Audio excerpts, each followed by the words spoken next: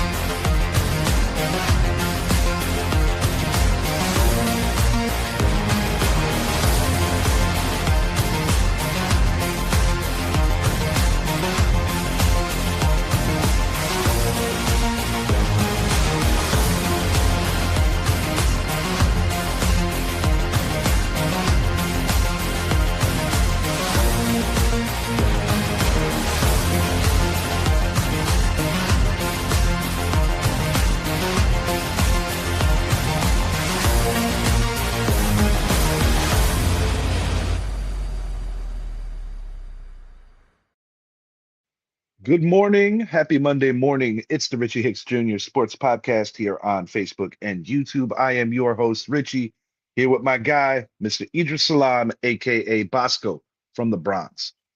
Monday, Monday. Good morning, everyone. Well, good afternoon now. We just hit 12:05, so my bad. What's up, everybody? We in the building. Mr. Richie Hicks Jr., you take the stage, homie. All right, Team USA, big win, getting the gold Woo-hoo. on the ice. Those overtime rules are very nerve-wracking as Coming. 3-on-3 leaves a lot of ice and little margin for error as the United States yesterday beat a really great Canadian team. Hell of a finish for the Olympic hockey for the men's.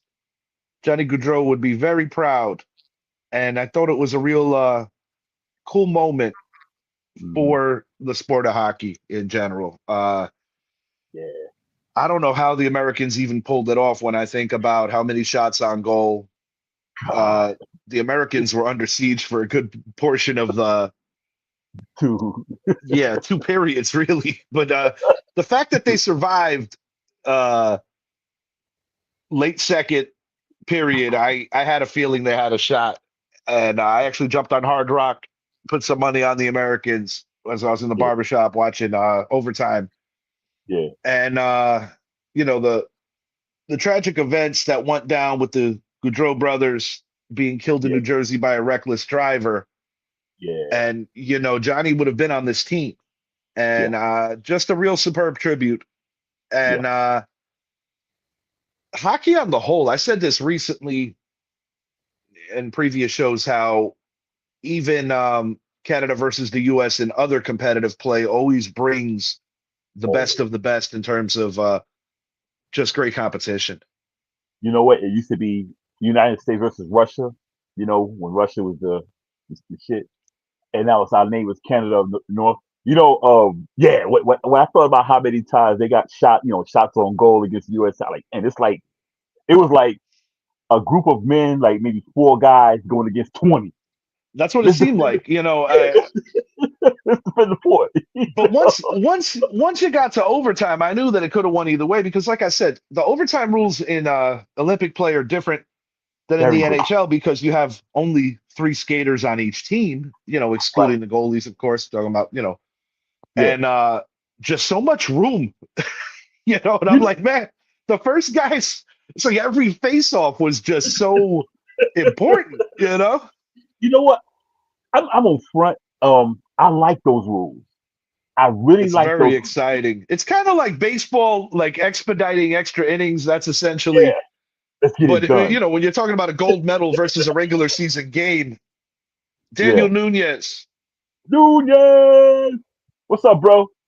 Good morning, yeah, it was homie. a great game. Jack You know Hughes, what? New Jersey Devils coming through. One of the few times that I'll root for the Devils. The thing I like about Yeah. the Olympics is that players He, that you don't Yeah, like, yeah, you root for because it's for one common goal. It's for the country. I used to feel this way. I yeah. mean, shoot, first time I really felt this way, you got to back it up to the '92 Dream Team. You know something Where about seeing you know Patrick so, Ewing play with Scottie Pippen and Michael Jordan was yeah. all kinds of weird for me. Is the funny thing about that is true because I am New York Rangers day. All day. I don't care about the Islanders, which I do not like the Islanders. I don't care about the Devils. I do not like the Devils. They can go back to Colorado where they came. I think it was Colorado they came Yeah, from. yeah. They used to be the Yeah, Colorado Rockies. yeah, it used to be the Colorado Rockies, Then who the is now Nordiques Colorado. Then became the Avs. right, the Quebec Nordiques became the hat. Yeah. So Nunez, a couple of wisdom teeth pulled. That was a good omen. Hughes lost some teeth, but he still got the gold. still got the goal though. you know, you know what I like about that 3-on-3. I think they should institute that in the NBA some. Make these guys play like I'm talking an all-star game. Make these guys play basketball. I love the 3-on-3. The game is faster. You have to play. You got to play pretty much perfect hockey. You have to. Yeah, You don't have a bunch of defensemen. You don't have that anymore. It's you, yeah. and You you. you you lose a face-off. It could be Yeah. the end of everything, or if you make an errant pass. Yep. Yep. No, but it was I love it. exciting. It really was I exciting. love. I love. There's so I many love. people were blowing me up yesterday.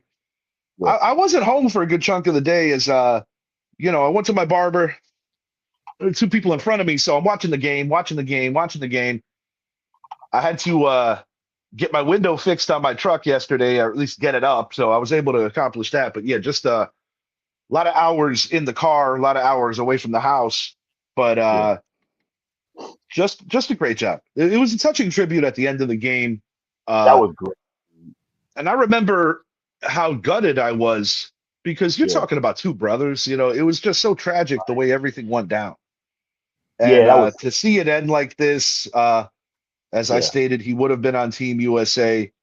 Yeah. Uh, Hockey wins here, and every time hockey does something, whether it's the Olympics or whether it's international play Mhm. during a break, hockey has been really delivering. And now that they got their TV deal, hockey's in a good Yes. place. You know something about hockey? When I was younger, in my teens and early 20s, I followed hockey, Mark Messier and the whole crew. I followed it, but I wasn't big because back then I was more basketball, football, boxing. I love, of course, baseball, but I wasn't big in hockey. But as time went, I started watching it more because I became a Mark Messier fan. And I started studying guys like Rocket Richard, from the past. And I was like, wow, this is pretty good. And the game is so fast. And of course, the fights are what brought me to hockey. Really. And then I started. I Yeah, don't watch like I don't watch it like you may watch it or follow it, but I follow it. I know enough of it to say, okay, I know my squad. I know what goes on. I know the rule. I know all of that. But as time went on, I'll be honest with you, my sports, the four major sports, of course, football's first. Baseball next. Then it's hockey. Basketball takes a long fourth, man. I my love me. first my first hockey memory was actually watching Sergio Momesso and Mick Vukota get in a fight. Get to the Game that I saw at the Coliseum, Nassau Coliseum. I went to a lot of Islander games as a kid, yeah, and ultimate, yeah. but I was always a Ranger fan. So ultimately, my first experience at the Garden was the Yeah, '93 season against yeah, the Quebec Nordiques. I saw the Rangers here in Tampa multiple times, yeah. but the biggest thing that hockey had that hurt them, similar to baseball, they had a strike. Right. Then they Yeah. lost the TV. Losing the TV deal Hurt. was what really hurt them because when you're on secondary affiliates for the big Yeah. wigs, it Yeah. really hurt for them to be. But now that they're back in the saddle, so to speak, Yeah. hockey is getting the ratings that they were missing for a good chunk of time. And because when I talk about the ratings when hockey was at its peak, I Yeah. would say the '90s for sure, because you Oh, had so yeah. much star power. You had Super Mario, you had Mark Uh, Messier, you had some of the best goaltenders in the world. you had a Of young course, what's his name? Yammer Yeah, Yager, Wayne Yaga. Gretzky. Yeah, I could Yeah, never. Yager's Yeah, Yager just puts his finger up to Father Time. That guy's always been incredible, playing yeah, I mean, forever and ever. and I Steve always liked the Eiserman. name Steve Eiserman. Yep. Oh, you going back? You go. See, these are the guys that made me start watching hockey. But the thing is, this is like what popularized the game too. Even like on the video game spec, like the hockey But games were off the chain back then, and that's what kind of yeah, put same. the casuals onto who was who in hockey. But Yeah, marketability in the '90s was great because you really had like the do it all guy in each sport. Like yeah, in hockey, like the names I mentioned, baseball, you had Griffey. yeah, Football, you had the Cowboys at the time who had a dynasty coming off the 49er dynasty. And yep. of course in basketball you had Michael Jordan versus the world. So it was like literally. So it was very competitive in terms of sports ratings where everything was flourishing in the 90s. You know something? I know this is a hot take, but I'm gonna make a hot take. Basketball, you better watch out. NBA Well, basketball, yeah, you better watch the ratings just aren't what they used to be. That out. Right, is, right. and And if soccer hockey, continues to grow and grow and yes, grow. hockey, hockey's that sport. I mean, every sport has its controversy, but I love hockey because I mean they scale back some of the rules, like the fight rules and stuff like that. But the hockey game is about my opinion. It's just my opinion. I think it's the most purest of the four major sports: football, Well, yeah, basketball. because they haven't tweaked it to the point where you feel that it's become a softer game. Where in the NBA, you don't really have to argue that one. Right. Uh, one of the complaints in baseball is that pitchers don't Yeah. don't go as far as they used to. Nobody Right. plays 162 anymore, very rarely. Nope. There's a lot of things, NBA rest minutes. So yeah, to your point, and in football, people are upset, Mhm. although, because defense is tougher to play in the NFL, and people feel that Yeah. it's kind of a handicap for all defenses. So when you see something like what the Seattle Seahawks did in the Super Bowl, it's kind of refreshing because it's become such an offensive driven league. Yeah. Yeah. Basketball, look out, man. These guys got their deal back. You just come off Olympic victory, gold medal. The game is fast. The game is physical. Watch out, NBA basketball. You may be going down to four if you're not four already. You may be going down to four because you're not going to overtake the NFL. You're not. You're definitely not going to overtake baseball. As much as baseball goes through nonsense and all this, baseball is still America's pastime. I feel that Period. a struggle that the NBA has is that while you have quite a few stars right now, I don't think the NBA has like the absolute unequivocal. That's my guy. That's the go-to guy. That is the flagship athlete of the sport. Where in Mhm. previous decades, Magic and Bird were kind of like Yeah. equals in a They're lot of rivalry. ways. Of They're course, in the rivalry. '90s, it was Michael Jordan. Shaq and Kobe held it for a minute, and then it was kind of like a little bit of a transition with Tim Duncan and of course LeBron James for so long when LeBron James was winning more frequently when LeBron James was the best player in the world. People forget LeBron's been playing for like 2+ decades. So for about Mhm. half of that time, he was the best player in the world. But see, I think that's the problem. I think the NBA is holding on to, and I blame this on ESPN, and I hope ESPN hears this. I blame this on ESPN. They keep, and don't get me wrong, LeBron James is a great player. As much as I trash him, he's a great player. Is he in my top Of course, five? No, because I can lay my top 10 down and give you a reasons why I got him at 11. People say, no, no, no. One day I'll put on the show my whole top 10. But ESPN rides this man's, excuse me, people, rides his dick too much. They trying to get SGA up there, but this is ESPN. This is ESPN's bullshit. They have basically destroyed the game too because they own stock in betting and all that stuff. People don't know they do own some stock in the NBA. They also have ESPN bet, which they do own stock in. So you could tell the game, and I'm not going to say the game's fixed, but I will say the game is influenced because I believe these guys go out there and bust their asses every day. I think the game is influenced, and because of that, the game is going down because of the rules and the nonsense and bullshit and all this stuff. NBA, watch out ESPN. You need to push the you need to push hockey the same way because hockey is a faster sport, more exciting sport, more physical sport. Hockey. Hockey is football. Hockey is basketball. Hockey is all that. Hockey's there. Hockey's back. Look out, y'all! NHL's in the building. Yeah, I agree on all counts. And international play speaks volumes on how much people really love the game, and Yep. even in Olympic play with the NBA. Mm-hmm. Now granted, there's a vast talent discrepancy between American basketball players and the world. I mean, we saw that gap shortened because Mm-hmm. of the influx of other players from other countries that have become a fighting force in the league. But the reality is that when you look at the World Baseball Classic, that might Yep. be the best example right now because you Mm-hmm. have you have teams like the Dominican Republic who are powerhouses. Yeah. Puerto Rico's really good. Yeah. You have other teams, Japan, that threaten the United States because it's not just quote unquote an American sport. Although Major League Baseball, which is played in the United States of America, is considered the creme de la creme of baseball leagues. But like you talk about hoops, international play is different from the NBA, and that's in part of the reason why other countries on some scales have been able to catch up to the USA. Like when Mm-hmm. you have a redeemed team, that means that the previous USA team was a failure. Right. And it's actually hard to wrap your head around that the NBA players could lose to anybody, but that's exactly what happened. And it wasn't that long ago. Wasn't that long ago. And if you really look at these games recently, of recent years, we used to blow teams out by 40 points. Like the Dream For Team, sure.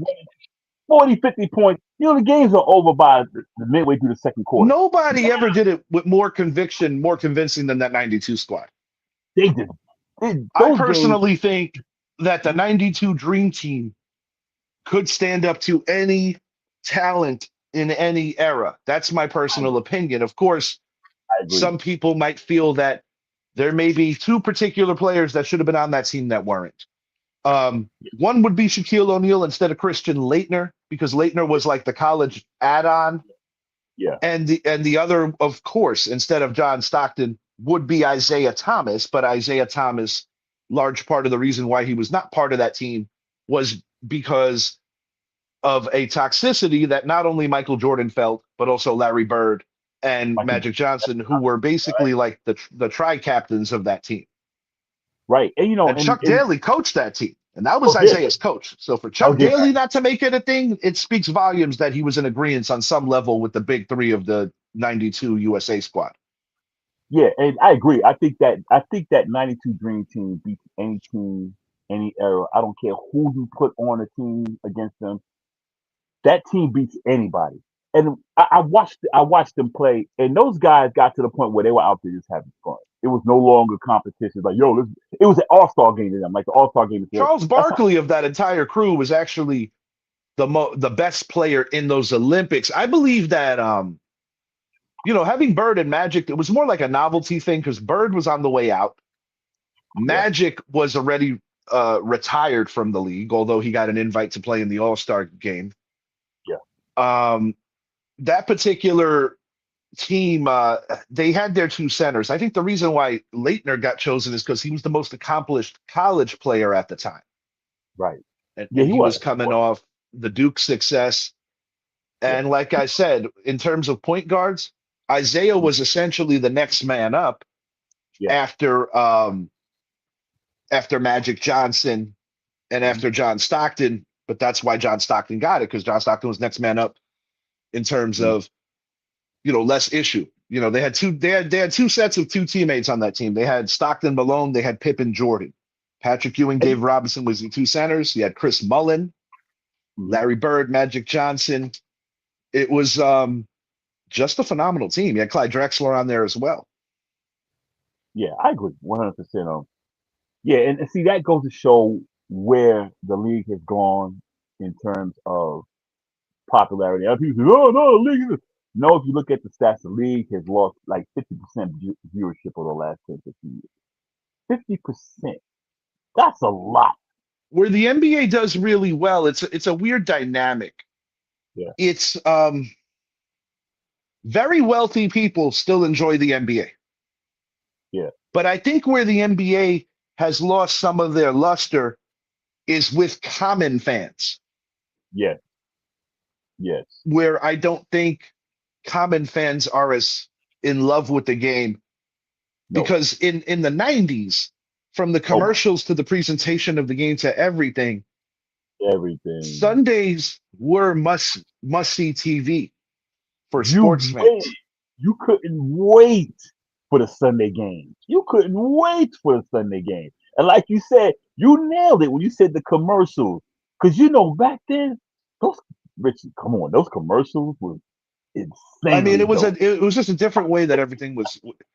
And even as Jordan aged and as the league was going into a new generation of talent, like even the Yeah, Shaq commercials, yeah. the Penny commercials were some of the most creative commercials of all time with Little Penny. Chris Rock threw a little penny.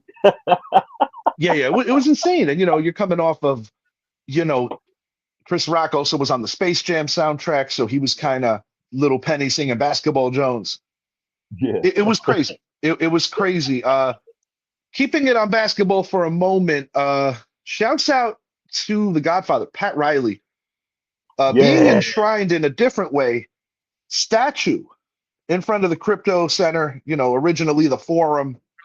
yeah, Um, Pat Riley, before there was Phil Jackson leading Shaq and Kobe, there was Pat Riley leading Kareem and Magic. And yeah, Kareem spoke, and what was very interesting was that Kareem spoke about how he had Pat Riley as an opponent, winning a yeah, championship with Milwaukee, but then being traded to the Lakers, and how he said yeah. he was so happy to be traded to the Lakers because Kareem Abdul-Jabbar, who at the time was Lou Alcindor, did not care for Milwaukee, the city, or any of that. He No, wanted the big lights. He's a New Yorker. He wanted something different. something different. And it didn't come without some losses along the way because that organization started winning consistently when they drafted Irvin Magic Johnson, number one overall out of Michigan State. And that's why I tell people that although Kareem Abdul-Jabbar might be one of the top three most accomplished players in the history of basketball, Irvin Magic Johnson was the straw that stirred the Lakers' drink, as far as I'm concerned, in terms of his versatility, being able to play all five positions. Now, but Pat Riley, it was an interesting story how he came to prominence and how he took over because it was a very uncharacteristic way that a coach lands a job because Dr. Jerry Buss was a wild man. That's number one. Oh Then man. you had the Laker coach at the time has a Oh, yeah. horrific biking accident where he goes into a Always coma. said. Always said. Yep. Yeah, the whole thing was just crazy. And then they realized they didn't have the right coach. Riley's sitting Right. next to Chick Hearn, and he just jumped the ladder ever so quickly. But I know that most people will naturally say that the two best coaches of our lifetimes, at least, would be Phil Jackson, Greg Hmm. Popovich. Yeah. But I believe that what makes Pat Riley so interesting is that he did something similar to Phil. He won with two different organizations. But what I think makes Riley so impressive, he also did it in the front office, where he actually came down from the front office to coach that Heat team, getting rid of Yeah. Stan Van Gundy. Yeah. Of course, he won four with the Lakers. Yeah. But I think even what gets overlooked is the job that he did with the New York Knicks, because the Knicks were probably the least talented team he ever coached. Yes. Very much. And I think what Riley tried to build with those Knicks teams in the 90s was kind of like a bad boys image, similar to what the Pistons had in the 80s and early 90s, where, you had your one prolific scorer in Patrick Ewing. He was a shot blocker. He was a solid rebounder. He was a bona fide superstar. He was a top 10 player in the league for a good chunk of Riley's time there. But Hmm. the Knicks lacked that second scorer. And where the Knicks made up for it was by having the overall best team defense and just having a list of thugs that would knock you on your ass if you even thought about taking it to the rack. That was a Yeah. big That. part of the identity of who the Knicks were. whether it's Anthony Mason, whether it's Charles Oakley, John Starks, while at Yeah. times wore the hat of second best player on the team. What Mhm. made Starks so important, what the Knicks did, was he was a great on the ball defender. Yeah. But point I'm making is the Knicks' stupidity of not giving Pat Riley the power Yeah. that he ultimately got in Miami And we speaks see what happened. volumes on why the Miami Heat flourished as an organization in the post Morning versus Ewing era, whereas the Knicks were on the opposite side of the spectrum at many times at the absolute bottom of the NBA. And that speaks volumes about, a choice that the Knicks made, that they didn't want Pat Riley to have that power. Now, if we're talking like immediately, the Mhm. Knicks had success against Riley's Heat. The Knicks won some battles, more battles than the Heat had to head in the Zoe versus Ewing era. But the Yeah. Heat won the war because the Heat have banners and the Knicks don't. Right. Not Exactly. post Ewing, not post Riley. Riley got him close, game 7. That will be a scrutinized decision to not pull out John Starks in favor of either Hubert Davis or Roe Blackman. That will forever be debated on with Knick fans. Yeah. I agree 100%. And the thing about Riley, when he got to Miami, he built that same type of team that he was trying to build in New York. Yes, he Physical, did. Yes, he built the did. same team. And they moved a little bit towards finesse over time, but for that time when they drafted Dwayne Wade, they had Shaq. From the time up until they won that first title, that was New York Knicks South Yeah, because they were it was similar. It was similar to, like, it was right after Zoe had to retire and then ultimately he came back. yeah, But it was like right after the Ewing Morning era, because during that era, the Knicks played the Heat 4 different times in the playoffs, winning 3 series. yeah. So We won in the that last time regard, they had those suspensions. yeah. No, no, So in that regard, yeah, go ahead. the Riley disciple Jeff Van Gundy got the better of him. Yeah, But on the flip of it, uh, Riley was able to keep nourishing that organization, and then he hands the reins to somebody who has a lot of similarities to him in the coaching spec. That, of course, being current Miami Heat coach Eric Spoelstra. yeah. And you know what? Let me say something on Spoelstra right now. A lot of people say, no, no, no. Spoelstra is one of the greatest coaches of all time. I tend to Yes, agree. yes, he only has 2 titles. He's 2-2. But I would put him among the greatest coaches of all time because when LeBron James left, Dwayne Wade missed a lot of that next season. So did Chris Bosh. But he kept that team contending. They didn't do much, Spo was but then the next, actually 2-3 because he lost the bubble championship. oh, the bubble. I forgot about that. The bubble championship. You're A right. lot of You're right. people do. It was weird Yeah, because LeBron beat his old team in that regard, but it didn't have the same kind of luster because there were no fans. right. And see, That would have been exactly. an interesting finals if they were fans. Seeing LeBron beat Miami, that would have Yeah, been a different kind of feel. right. And see, Spoelstra still did. He still kept that team competitive, and he's kept that team competitive since winning titles. They Always. I showed mean, they me a got that. lot in the Spolster era where his team almost blew the 3-0 lead, but then was able to go into Boston game 7, take care of business. Yeah. So, and I'd say to Miami fans, a lot of Miami fans hate on too.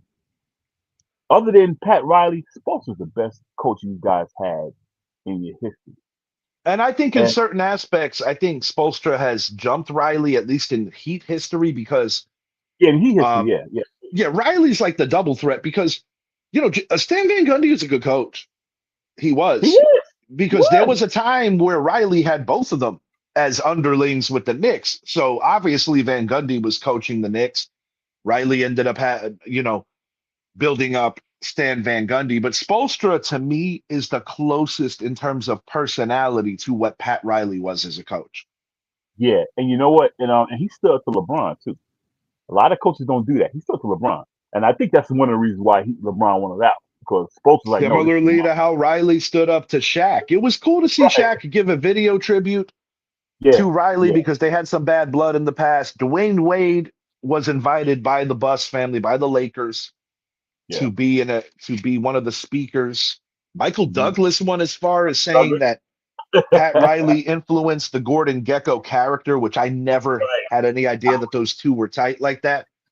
Dude, that I would Um, you told me that 1,000 times. I was like, no. But when I heard, I was like, are you serious?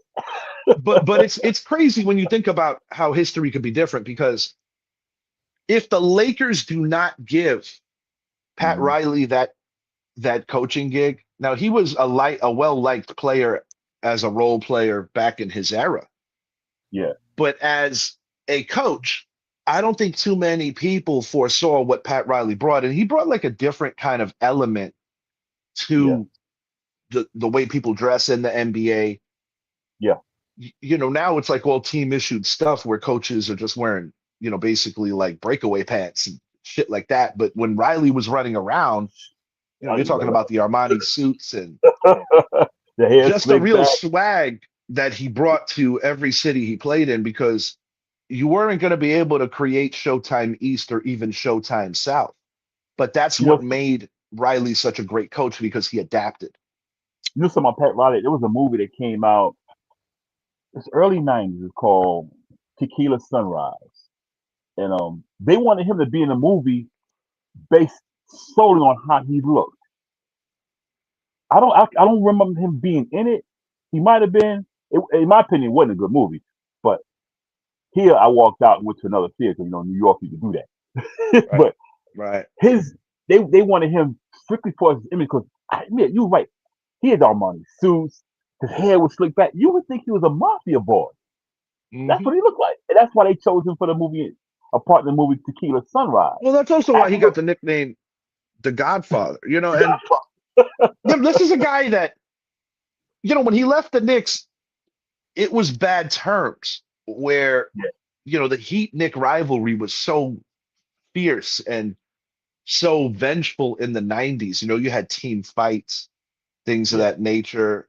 Van Gundy and him had a few words for each other, and Van Gundy was a guy who basically worked under him for so many years. You're not gonna push And, Van you Gundy. had like the Armani guy versus the guy with a hair clip. You know, Jeff Van Gundy, in terms of, his look, paled Yeah, in comparison to Pat Riley. But what's interesting is Jeff Van Gundy over time was able to reinstill the grit that Pat yeah, Riley had originally, the bricks that Pat Riley laid down for those early 90s Knicks teams before he went down south. Because the Knicks' little blip in between Riley and Van Gundy was bringing in former Celtics player who had some good coaching gigs, Don Nelson. That Don Nelson was not meant to coach the Knicks. It didn't work out at all. yeah, But when Jeff Van Gundy took over, the Knicks reopened their championship window. And that also was assisted by Shaquille O'Neal making the big move, moving to LA, because in a post Jordan NBA, everybody figured it was going to be the Penny and Shaq show, but that never came to fruition because the Orlando Magic were not able to retain Shaquille O'Neal right. due to falling asleep at the wheel, really, because I don't think Shaq really ever wanted to leave. I don't even. I don't even. Yeah, But I it was agree. interesting seeing like the different generations. Kareem Abdul-Jabbar, in one word, Hmm. class. When you sell your NBA rings for the Yes. betterment of children, that's all I need to know about you as a human being. Yeah, he's always been a good guy. Um, yeah, well, Riley, and let's speak of Van Gundy for a second. I want everybody to go back and look at the Knicks Heat rivalry and pay more specifically to the big brawl we had in Miami. Oh Pay yeah, attention to PJ Pat. Brown body slamming Yeah, Charlie Ward. pay attention to Van Gundy. You will get the biggest laugh you'll ever hear. And whenever you see a situation, you're gonna think about what Van Gundy did. And if you don't know what he Listen, did, just the fight went on, everyone, and Van Gundy like, I gotta break it up. Now you expect the coach to get in the middle, like, yo, get back, get back, get back. I can't remember he was knocked down, but what I remember was the only memory I have of it is when he was grabbing whose leg was it? Lonzo Mourning. I was Mourning. He was grabbing Alonzo Mourning's leg, like, please don't leave, please don't leave. That's But how you it looked. had you had storylines galore in that because you had the Georgetown Brotherhood of Right, Mourning and Ewing, where Ewing consistently got the better of Zoe. Oh yeah, he did. He was And more then skilled.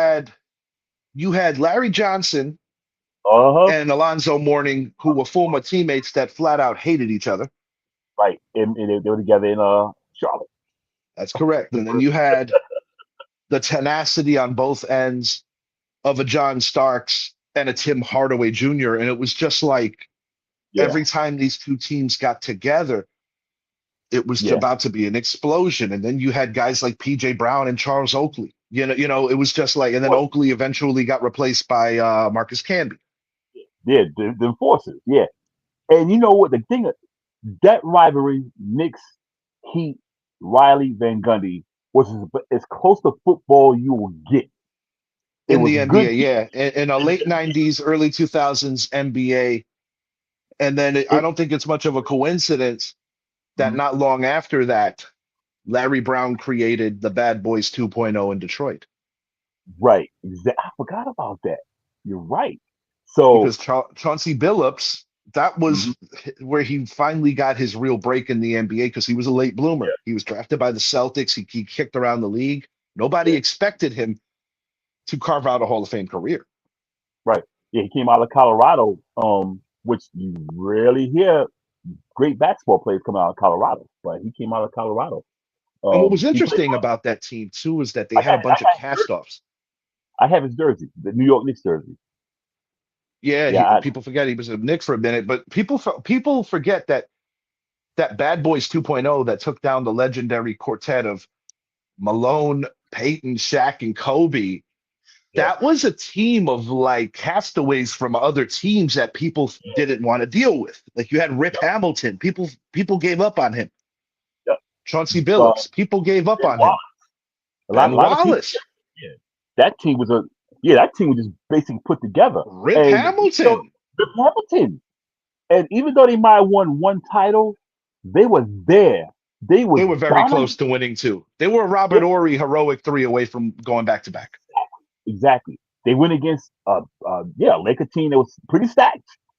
So Yeah, they had the late that Laker team had their own internal issues with Malone and Kobe, which I think bled into the whole team. yeah, Now, this many years removed, we find out the kind of person that Karl Malone is, and it kind of changes your perception of his legacy. He was a phenomenal player. We know that part, but the other stuff, and then, hearing even before the other stuff that was confirmed, just hearing the stuff that he was trying to spit at Vanessa, who was young enough to be his daughter, and he kind of took the big brother role with Kobe. It was just a bad thing all the way around. yeah, I agree. And yeah, That's why a Malone. guy like that, I'm glad he don't have a ring. Yeah, because he's hard to root for. He's changed his ways over the past few years, but the point, I mean, and I think everyone deserves a second chance. The problem with Karl Malone is he had second chances, third chances, and he basically told him when to kiss his ass. A reason That's why why. I could never deal with Karl Malone long before I knew all the other crap Mhm. was that I didn't care for the way He's an ass. that he didn't want Magic Johnson back in the NBA. He was the one Right. leading that charge when And every bit of science proved that you cannot contract that disease right. the way that It's Malone worried about it. And yeah. um, I think it's shitty because it cost Magic Johnson probably 6 years of his career. Yeah, Magic could and have played probably another 6 years, and you might have saw Magic play with Kobe and Shaq, easily. Easily. and And that would have yeah, been cool. yeah, I don't get down with Karl Malone. To be honest, I was never really a fan of him anyway. Even playing, I just didn't like him. Of Nor was course, I. yeah. I And I thought he was a remember dirty player, to be honest with you. that too. But yeah, I'm gonna get to that in another way. Um, I remember after they got eliminated, it was a year after Chicago beat them. I think when Hmm. Seattle got Hmm. they they asked, yo, who are you rooting for? I ain't rooting for none of them. I don't care about none of them. F them teams. I don't care about the NBA. That he had that attitude rather than and the guys like, I just want to know who you think would go for. I don't care. Da da da da da. And I'm Yeah, like, you just he was a very me first kind of dude, and I think what kept that relationship together for so long, obviously the great Jerry Sloan, but also John Stockton being the selfless player. yeah. But And you know what? truthfully, in retrospect, I have a hard time believing that Stockton even fucks with him. He doesn't. He doesn't. I've heard he doesn't. Um, And like we don't root for the Eagles. We don't like the Cowboys either.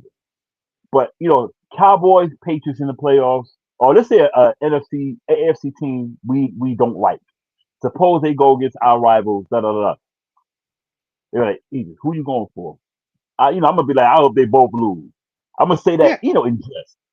But I'll be like, well, I don't like the Cowboys, so I'm gonna get and pull for so and so. I said, but better yet, like with me, I'm like, I just hope the Cowboys lose. That's what I said.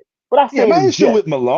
My issue with Malone in general was that I don't feel that he really gave back um much to the Either. game as much as he took, I don't remember and then when you that. see the shenanigans with him trying to, rap to Vanessa on the side when it was pretty obvious that her and Kobe at the time, younger in their marriage, were having some marital problems. I think it's just douchey on so many levels Yeah, yeah, and she was young, man. because this was the same season of the rape allegation Yes. with Kobe. So the Lakers were, the point is, the Lakers were a big mess that year. Yeah, And, Larry Brown had some good battles with Phil Jackson dating back to Indiana. He was ultimately replaced by Larry Bird. But the yeah, point is that it was the right time for the Pistons to knock off the Lakers. And that was pretty much the end of that Laker dynasty as the organization failed miserably, bringing in two future Hall of Famers to join Shaq and Kobe. Ultimately, what I think it did was that it slowed down the game too much for the two big stars. And I think there was a misunderstanding of who was supposed to be who on that team, where I think Malone was taking too many shots. It was just not a good fit. it Floor wasn't. spacing sucked. They Yeah, basically won the West based on talent. But when it came down to strategy, that's why the Pistons did what they did to them. yeah, I agree, 100%, 100%. Um, Fight game. What do you want to speak on? I know you were talking some boxing pre-show. Yeah, Ryan Garcia, great fight. I spoke yesterday on this great fight. Garcia. He proved that he's more than just a left-handed fighter, but like he said earlier in his career, he was a right-handed fighter. But he showed now that he can fire you both hands, boom, boom. He calls out Shakur Stevenson, which I think that'll be a great fight. He's calling out anyone, and that's one thing. Ryan Garcia, he's never been known to run from anyone. He'll fight you anytime, anywhere. He has losses against big fighters, but see, that goes to show he's not ducking anyone. He's not ducking anyone. He's saying, I'll fight anybody, but I want Shakur Stevenson. I want the best right now. Who they think is the best? As Clarissa Shields, I give her props on her victory last night, but I'll say it again. She's a benefit of a very, very, very weak heavyweight era. Very weak. I think when she was middleweight, I felt she should have took that offer from Alicia the Baumgardner, also Amanda Nunes. You should they agreed to move up in weight, and she would come down and meet like at 150. She went up to light heavyweight and then she started talking. You had a chance to fight the two biggest fighters in the sport other than yourself, and you chose to go up. Now these two women might wind up fight each other. Then you got to wonder who's really growth. I'll be honest with you. I'm with Amanda Nunes.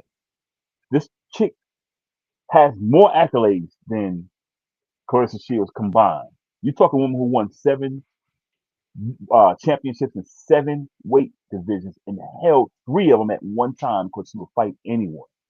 Her only losses against Katie. I forgot Katie's last name. Forgive me. But Katie's a good fighter. To the fight, well, they all say three fights. All three fights, Nunez won. I agree. She beat that girl's ass. But still, um, I think Clarissa Shields and her fans go, oh, you two hate. No, I'm a boxing fan. I'm a boxing lover, enthusiast. I'm not gonna say I'm a historian, but I know the game going back to Muhammad Ali. Freaking, I got way, way back. I put before I was even born. I can tell you, fights Jack Dempsey. I can go all the way down the line about what they did. But anyway, she is the benefit of a very, very, very weak era. I Shouts want out to to what ask she, you this. yeah. We know that the novelty fight's kind of being orchestrated, cooked up. Mike Tyson, Floyd Mayweather. Mayweather has led on that he is somewhat interested in Mm-hmm. re-entering the rankings. Uh, Now, if Mayweather was to come back for real, like in his weight class, for like if he came back for real, do you mm-hmm. think there's any way that Terrence Bud Crawford would have the motivation to come back because of the generational clash? Nah, because he would have to lose a lot of weight. Now, if because Crawford moved up to 160. Well, he was 168, but he said I'm fighting at 160 if I fight again. So he would have to drop the weight. But who knows? Like if I don't think I don't think Floyd is 147. I'm thinking No, Floyd's about 154, I'm maybe just one. curious to see if Floyd would come back for real Oh, I'm gonna get to that. Oh, I'm gonna get to that. Oh, I'm gonna get to that. because I think If, that this particular era of that division mhm, might be a little more stout than the it last is. 3 or 4 years of Floyd's time. And don't get me wrong, you Mhm, got a ton of Hall of Famers in Floyd's era. It's just that Floyd had a very strategic way of fighting guys when they were at a certain age as opposed to when they were true killers. Like, yep. look at Manny Pacquiao. He fought him when he was hurt versus years earlier. Look at Mhm, Shane Mosley. He fought him when later in his career. Oscar De La Hoya later in his career. Canelo Alvarez very early in his career. right A on, right less on. experienced Alvarez. So I guess what I'm trying to say is it's kind of like what Mickey says to Rocky, how I got to protect you and keep the belt on you as long as possible. I felt like Floyd Mayweather's whole career was predicated off of that. Oh, I'm gonna get to that. That's what I'm gonna get to. Oh, if Floyd is 154, because he fought 154 when he fought Canelo, or Yes, he did. 160, I think Crawford would come back. Because see, Crawford wouldn't have to fight to get down to 147. That's why he moved I up anyway. I kind of want to see it. Now, how old is Floyd right now? Oh, Floyd's 49, I think. 40, 49. Wow, that's old, bro. Right. And that's what I'm saying. And see, But like you said, Pac-Man had a fight less than 3 months ago, 4 months ago. but Pac-Man's been Pac-Man's fighting. still getting it on. Yeah, he's still getting it in. And he's And getting a see, lot of L's because people don't see the value of giving him the W's, which really annoys me. right, because he fought Barrios, and I He watched won that that fight. fight. I don't He care what won that anybody says. fight. Pacquiao won that Most, fight. most people say he won the fight, except for the judges. But everybody said, Pacquiao won that title. They call it a draw, but nah, Pacquiao won that one. No, But it's annoying. It's annoying when it comes down to it like that. And boxing is notorious for this shit. see, Floyd comes back. Say he comes back. He got Crawford sitting up there. If Crawford comes back, he has Pacquiao who's still fighting at that weight, and there's a bunch of other guys that he just can't be like. He got the Charlo brothers. They don't fight much, but they're there. So look, look, Richie. I'm I'm not just a curious to conspiracy see if theorist. Floyd thinks he could come back and run the division for like say 2 years. My I'm opinion, curious if Floyd really thinks he could do that, or is he just talking out of his ass? my opinion.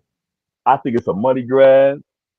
I don't think he'll be. I think he'll win some fights against scrubs, but when he fights the top dudes, well, he's gonna get his ass whooped.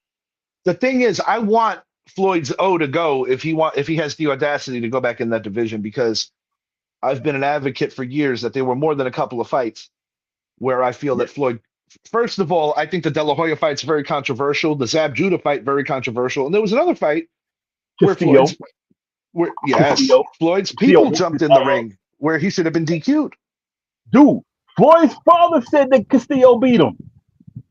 Yes, he did. Yes, he did. Castillo beat his friend. No, no, no. The second fight was close, but I guess they give the second fight to Mayweather. But see, that's why Mayweather came to stop. But the first Castillo fight, Castillo beat his ass. The score showed it. The punch stats showed it. Everything showed I'm just Castillo. curious to see if Floyd has the audacity to try to get back in the division and think that he could just. I I don't know, but a guy like Bud Crawford, who's newly retired, I think he Yeah, retired because he felt there's nothing more to do. But if Floyd yeah, Mayweather gets back into the ranks, I feel that Crawford's gonna be like, there is something left to do.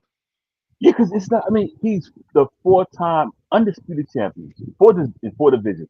No fighter's ever done that. He's never had a fight go to. He's never had a fight that the scores are close. Every fight he had was unanimous decision. He's never had a split decision. Yeah, I agree with you, and that's why this would be so interesting. But He beats I'm yeah, just curious to see because he I whipped don't know what's Floyd. going on with Floyd, but people Floyd like getting him broke. have a hard time being obscure. That's what it is. That's what it is because he's not getting that shine like he and Floyd, and I don't want to bring Trump into this. I really don't, and I don't mean this politically, but he has that Trump mentality. He wants people to focus on him. And this is not a knock on Trump. I want people to think, no, I'm not. I am not trashing Trump. I am not trashing Trump. But Trump wants that publicity. He wants that shot. Jerry Jones wants that shot. Jerry Jones said it. I want to be relevant. I George start. Steinbrenner was that way. Like Jerry Jones said, when things get slow, I stir shit up. That's Floyd. Because who's getting the shine now? Right. Crawford, even though Crawford retired, Canelo, because Canelo, is he coming back? Yeah, he's coming back. He's coming back. And all these other fighters are moving up. And like with Ryan Garcia, no one's talking about Floyd. They're not talking about him as the greatest. Muhammad Ali's been there for how long? How many years? He hadn't fought in 40 years. His last fight. That's But you another know what? reason I think Floyd is because Floyd's an egomaniac. Make no mistake about that one. The great ones are still being talked about and still being compared to. But no one's really comparing Floyd. Right. I think it's too quiet, and that's why Floyd might want to find his way back in the Mm-hmm. ring. We shall see if it comes to fruition. A couple of closing thoughts pertaining to two of my New York teams. Start with the Yanks. Mm-hmm. It's early in the spring, but I really believe that Spencer Jones is going to make this team, and I think the Yankees are going to be in an interesting place because who do you send down? I think the prime candidate is probably Jason Dominguez. I think goes to AAA because the problem with Dominguez, there's two problems. He's not a Mm-hmm. good fielder in left. I personally think he would thrive in center, but that's being taken by Trent Grisham. Like, oh, Spencer Jones, I think, makes the team as the fourth outfielder. Jason Dominguez potentially becomes a guy that could get moved during the course of the season as the mm-hmm. Yankees are suddenly kind of rich in the outfield, so to speak. Right. Another proposed trade because of the issues with Bryce Harper and Dave Dombrowski over in Philly. I know that some people have spoken about Bryce Harper coming to the Yankees in a trade that would probably include maybe a Spencer Jones, maybe a Ben Rice. I think the Yankees are going to stay far and away from that because Ben Rice is still making pennies in the grand scheme of things, and Bryce Harper is not the player he was 4 years ago. I think Bryce Harper will find his way into Boston. Possibly. I could I see that got I happening. got Bryce Harper going to Boston possibly this year because I have a feeling that there's going to be some toxicity going on in Philly that could really tear down the club, similar Yeah. to what was going on with Rafael Devers before he got dealt out of Boston. Moving it along to my New York Knicks for a second. 2 nights ago, great comeback win against the Houston Rockets. Holding any team to 12 points in today's NBA is something to be impressed with, but it's still the same thing where the Knicks are a little too inconsistent. Yesterday, they go to Chicago, beat a Bulls team that they're supposed to beat. Wasn't the easiest win. Mikal Bridges, clutch shot down the stretch. Mm-hmm. Karl Anthony Towns, just under 30 points for the evening, as he was the main scorer that night. Mm-hmm. I'm still not sold on the Knicks right now. I want to see more consistency, but I do love Jose Alvarado and what Yes. he brings from the defensive side of the basketball. I think that he's doing a hell of a job. Dude, that was a good acquisition, man. And he's playing hard. Like I said, I call him a poor man's Josh Hart. And Josh Hart's probably a poor man's OG. But still, I like his energy. And the main thing is defense. I don't need you to get 15, 20, 30 points. I need you to No, lock this guy down. I need you to keep this guy. occasionally if he exceeds his offensive numbers, it's a bonus. But the main thing with this Yeah, guy is what he's been doing. And it also right, gives a competent ball handler in fourth quarter situations where it's not all on Brunson, where Brunson can assume the lead of a two guard because right. Brunson's biggest weakness in his game is his on the Mhm. ball defense. He's not a great defender. Yeah, I see it. Alvarado can keep his opponent 10 points, 11 points. I'm cool with that. You know, I don't care if he gets 15, 20. And the great thing you said, he can handle the ball. That lets Brunson do his thing. So Mike Brown, I don't know how the season's going to turn out because Boston is like whatever they are. Detroit is balling out, but I've seen enough in him right now to say we brought in the right guy to replace Kidd. Also, also got to give a shout out to OKC getting the W without their best player yesterday against a good Cleveland team. Oh yeah, yeah, And last thing, going backtracking Jason Dominguez, the other big weakness and yeah. the issue that's kind of has his career in a bit of quicksand at the moment is that he's a switch hitter, but he is not produced on the right side of the plate, only the left side. So I also think that's another thing with the Yankees where they're like he might be becoming replaceable, a guy that you could package up in a deal. Yeah. Garrett Cole pitching in the high 90s already. That is a great sign. He's ahead of schedule, but the Yankees are going to be taking it easy with him in Yeah. terms of Yeah. pitch counts. But to That's a great sign. everybody making a big deal about the Aaron Judge comments, guys, he wants to win. He wants to win. He wants to win. And He if wants to Aaron win. Judge was good enough to take a discount to stay in New York, Mm-hmm. and he's the captain of the team, Right. and he broke Roger Maris's American League record. Right. Preach. He You has preach. the right to be opinionated and Yes. say that, hey guys, I want you to do a little more for this roster Right. because him Right. and Michael K. Listen, I like some of his stuff, and some of his stuff I roll my eyes. I got no Yeah. bad for Michael K. He knows who feeds his family. The New York Yankees do. But Right. Michael Right K. on. Stop kissing Hal Steinbrenner's ass. He gets on my nerves with that dude. He gets on my nerves. I love Michael K, man. Because he says it, he means it. He's been with the He organization working forever, and he's not a bad personality. But I get frustrated when he's getting on Aaron Judge's comments saying, "Well, you wanted Bellinger back," and that because you can't preach. And listen, the Yankees have the third highest payroll. I'm right, not saying it's all about money, but sometimes the Yankees will frustrate me where you can get an accomplished starter and instead you get a project guy. right. Like instead of Yeah. getting Weathers from the Marlins or getting a relief pitcher from the Colorado Rockies, maybe go get old man Scherzer. I take him. That's what I mean. I'll I'd take rather him. have an accomplished guy that I know what he could do versus somebody you're preying on, hoping that Matt Blake could fix him. And Matt Blake has done a good job of fixing, but you're the New York Yankees. We shouldn't be going to big lots to go find talent. We're the Yankees. We're the Yeah, man. Yankees. We got the money. Spend And I it. mean, they still have the highest payroll in the American League. And by no means am I trying to say that Hal Steinbrenner is cheap. But once in a while, it could be the smaller acquisitions that mean everything. I remember in the 90s when you had super utility man Luis Sojo, or when you Mm-hmm. traded budding all-star Roberto Kelly for Paul O'Neill straight up, that was a franchise altering move. And a lot of You people know, know. and And I'm that was happy we brought back Belly. I'm not saying I'm not yeah, happy he's back. I'm just saying right. that I think the Yankees could have done more. Having said that, I do think that the particular team the Yankees have Mm-hmm. could win the American League. Now, is Jazz Chisholm going to be a 50-50 guy and get $35 million a year? I don't know about that one, but I Um, love the fact that he's talking like that. But I would prefer to see Jazz be more like another 30-30 run where he's hitting for average. you know what? I have no problem with what Judge said. Zero problem. Because see, that's telling me this guy like, look here, man, we got the money. What are we doing? My We thing got the is money. this.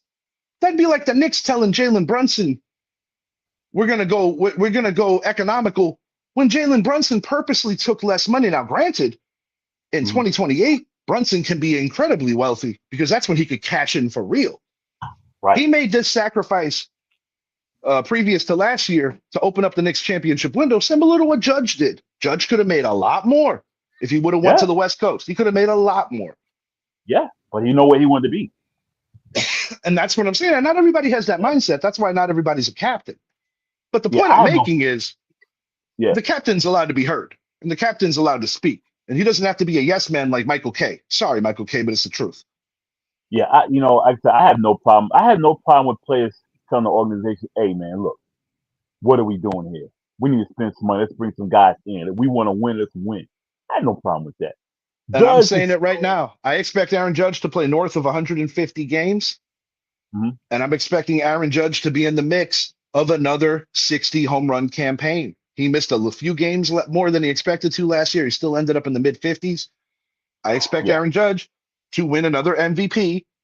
And I expect the New York Yankees, who let's not forget, they had the best record in the American League, tied with the Blue Jays. They lost on a tiebreaker. This is a good Yankee team. But the Yeah. clock's ticking on Aaron Judge's prime, and let's not squander it. Right. I agree. I agree. Any player, it's like when Malik Neighbors when he was mad because they lost. I'm like, I want that. Of I course you want do. my star player to say, And like at the end of the Giants season last year, who was that spoke? Abdul Jackson Carter. Dart when they beat the Raiders. Jackson Dart. And they was like, yeah, this is fine and dandy. And even Abdul Carter was like, yeah, we won, we beat Dallas, but This is not supposed to be the end of our season. I want my player to say that. We are And supposed to Abdul be. Carter, towards the second half of the season, was maturing at a rapid Yeah, rate and making up for some of his boneheaded stuff yeah. earlier. I'm looking forward to see what the Giants regime is cooking up. I think it's going to be a very successful draft. But I will say this: Hmm. if Miami comes calling, I avoid that trade for Waddle because there's receivers that you could get here in this Yeah, particular draft. Not to mention that if you trade out of the top 10, you run the risk of not nailing down one of the two best defensive backs in this draft, whether it be right. Mansour Delane out of LSU, who's a top flight corner, or whether you Hmm. stay at 5 and go get Caleb Downs out of Ohio State University, who is beyond question the best Yeah. safety in this draft. And those are two positions in need for the New York Giants where I think you could still upgrade the receiving room later in the draft, as well as maybe adding a running back and, of course, getting some more offensive linemen. You know, I think with John Harbaugh um, meeting directly with Mara and Tish, I think we'll get that because he said I reported to the owner, and this is what I'm doing here in New York. Yeah, this is the first time, probably since the Parcells era, where Yeah, a head coach, the only difference with the Parcells era versus what Harbaugh is doing is that it's more obvious now. Where at yeah, Parcells, it was a little more hush hush about who was running shit in the war room. right, Whereas right, right now, like even with Dawn Aponte, with mhm, her hire, Harbaugh had a lot to do with that. right on. And see, Joe I'm Shane is essentially kind of relegated in between as a scout guy. They're trying to save him a little face right now, but I'll be real with you. Um, say it, say it, say it with your chest out. Joe Shane is just there in title right now. That's it, dude. You know what? I'll be honest with you. If this season becomes a success or whatever, I'll be. If This is a you chance report, for Joe Shane to reprove his worth to the organization in terms of whatever yeah, role they're giving him, which most indicators are that he's more of in a scout role right now with some voice, but Harbaugh is the bigger voice. yeah, because I think with Hart, if you're reporting directly to the owner, so you're saying, look, this is what I want. Shane mess up. Harbaugh's gonna be the GM and the coach. And I think part of the problem with, with, Hmm. with the previous head coach was that the Giants weren't really sure who needed to have the bigger voice because, granted, in terms of the hierarchy and the way that most of these things work, head coach reports to GM. Yeah, But this hire is different than many because this is a franchise altering hire where they're like enough is enough. right. You don't. Exactly. It's very rare that at this juncture of a career you can get a coach like a John Harbaugh, and Right. that's why Yeah. the Giants struck when they did, and that's why they're giving him the certain power that is necessary. The New England Right. Patriots refused to give it to Bill Parcells, and the New England Patriots suffered for a couple of years before they Mhm. got lucky and got Belichick because they took a step back with Pete Carroll. The Giants are done taking steps back. This isn't going to be an instant fix, Right. but it's the right move that's going to finally get the Giants back to where they belong. And see, like, and I like it because Harbaugh, Harbaugh says I like to call him. He's been winning, and he gets fired from where he was from Baltimore. He comes to New York, and I know he wants to show these guys like I can coach. And he has a young core. Me and you, we've been speaking about this for the past, I don't know how many, Dart, Neighbors, even Wandale, Scat. We got a young core who says, I There's don't like bona fide coaching. stability in in They in don't want to every lose. aspect of the coaching right now that this team has not had for eons. And They're Dawn letting, Aponte coming in on the financial spec of things, I think this is going to be a very good situation for the New York Giants. And I think John Mara saw this as I'm dealing with cancer. I can't be involved right now the way that I normally am, but I'm going Mhm. to make sure that I could go to sleep at night knowing that who's in control has been there, done that, and knows what's going on. 15 winning seasons versus 3 losing seasons. John Harbaugh unequivocally is going to turn around the New York Football Giants. I am not even questioning it. I have no doubt. I have no doubt. He's going to bring a toughness back to New York. I I'm look. Let's go. No, I'm Let's ready. get it. I'm ready. And you know, like I'm excited about baseball. We're gonna be dropping a mega baseball show about 10 or so days before the season, maybe the final week before opening day. We're gonna be putting in tidbits of division previews here on the show, but we're gonna do a massive show covering the entire MLB going into the regular season just before the real season starts. For Idris, I am Richie. If you haven't already, please make it a point to like and subscribe to the channel, the Richie Hicks Jr. Sports Podcast on YouTube. I'm just going through my mental Rolodex. Is there anything else that I forgot? Yes, and I want to speak on this briefly. Another tragedy with regard to the NFL. All I want to Oh say is this. Um, guys, men's mental health is a big deal. And it goes to show you that you could be on top of the world financially, like a very few of the population are being professional athletes, and still have so many things that overcome you and hold you. I just want to say to anybody listening to our show, I don't care if I met you, if I know you, whatever the case may be, you are enough. You are not alone. nope. And you can always reach out. And I am stamping my name as well as Idris's name on that, that you could always reach out because sometimes we're all each other has, and nobody should ever feel alone. That's all I got. Facts. Facts. That's And it. yeah, that's all I got. You hate seeing it, but Yeah. the real reveal is too many times these young men have felt that they are alone. And the reality is they're not big window thinking and know that you are not alone. Yeah. Yeah. Let me say one thing in closing to that too. Uh, with men's mental health, we're taught to keep our feelings to ourselves. That's just the way we're taught, Mhm. and it hurts us in the end. And I want Yes, it people to does. know, men and women. I want men and women to know this. Women commit, women attempt suicide more than men. The thing is, Mhm. men actually get the job done more. Unfortunately, I don't like to call it Four succeeding times, because it's not the yeah, right word, but you right, know what I mean. yeah, right. And it's And four times as high in I'll men even than go as far as saying this. Like here on the podcast, yeah, you might not see Zappy as frequently. He's right, got 4 kids. They're all athletes. He's very busy being a girl and a boy dad together. Guys like Shed, huge contributors to the show. Brett. One thing that all of us have in common is that when shit gets real in our personal lives, we really do all lean on each other with various serious topics. So understand that Richie Hicks, Idris Salam, Brett Bandick, Brian Shed, Mike Zappi, none of us are immune to being down, going through it on whatever level it may be. We are saying as a plea on some honesty that we don't want anybody doing something that you cannot reverse. right on, right on. And believe me, if you're listening, regardless of whatever you think is an insurmountable mountain to climb, you are So, enough and you yeah, are not alone.